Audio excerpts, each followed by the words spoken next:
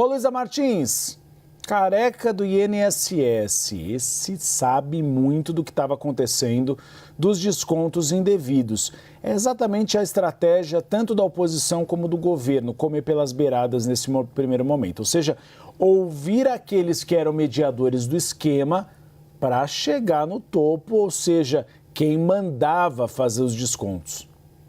É isso, Uribe, e é por isso também que houve esse acordo no âmbito da CPMI para estabelecer esse marco temporal de uma década, né? Convocar todos os presidentes do INSS, todos os ministros da Previdência, todos os diretores, os presidentes, na verdade, de entidades associativas que tinham convênio com o INSS, que estão aí no meio dessas investigações sobre as fraudes, do INSS, de 2015 para cá, justamente para entender qual foi a origem do esquema. Né? A gente tinha uma expectativa de que essa CPMI virasse uma guerra de narrativas, porque, afinal de contas, o governo quer desvincular, de alguma maneira, as fraudes do governo Lula.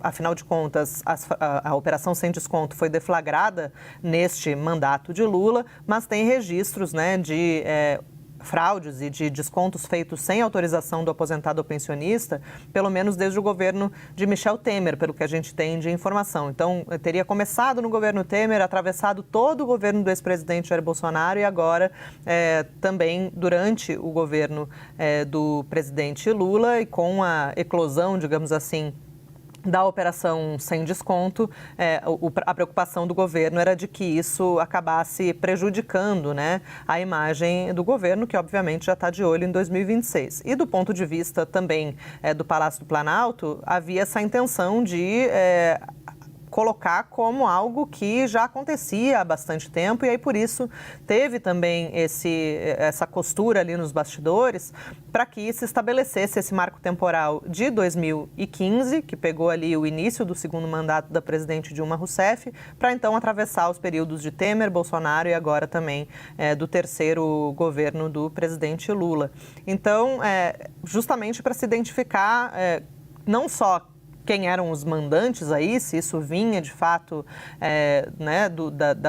de uma falha na fiscalização do Ministério da Previdência, do INSS, ou se realmente era algo que era feito por baixo dos panos, vamos colocar assim, pelas próprias entidades associativas. Os registros de fraude são inúmeros, tem registros, isso até foi informado pela Advocacia Geral da União ao Supremo Tribunal Federal na ocasião em que ajuizaram, né, a ação para, enfim, articular ali um plano de ressarcimento às pessoas que foram roubadas, né? Mais de 65 mil ações judiciais, Uribe, Brasil afora, a respeito de descontos que ou foram feitos sem autorização do aposentado ou do pensionista, ou foram autorizados, mas mediante indução a erro ali, né? A gente trouxe aqui na CNN Brasil inúmeros casos de operadoras de telemarketing até que ligavam ali para o aposentado, se aproveitavam daquela situação de vulnerabilidade para falar tudo meio rápido, autoriza, e aí aquilo era considerado uma autorização do beneficiário para ter os descontos, mas ele nem sabia o que ele estava autorizando. Então, tudo isso está no escopo da CPI e a prioridade agora é ouvir esses dirigentes da última década para tentar identificar qual a responsabilidade de cada um nesse esquema. E só para concluir agora de verdade, tem uma informação relevante, Uribe. São mais de 1.300 requerimentos em pouco mais de uma semana de CPMI.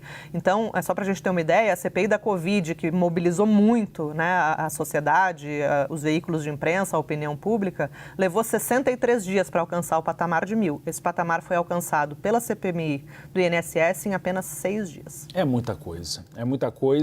E a gente tem observado realmente que a oposição está bastante empenhada em todo esse processo de fiscalização e o governo querendo diminuir os custos políticos.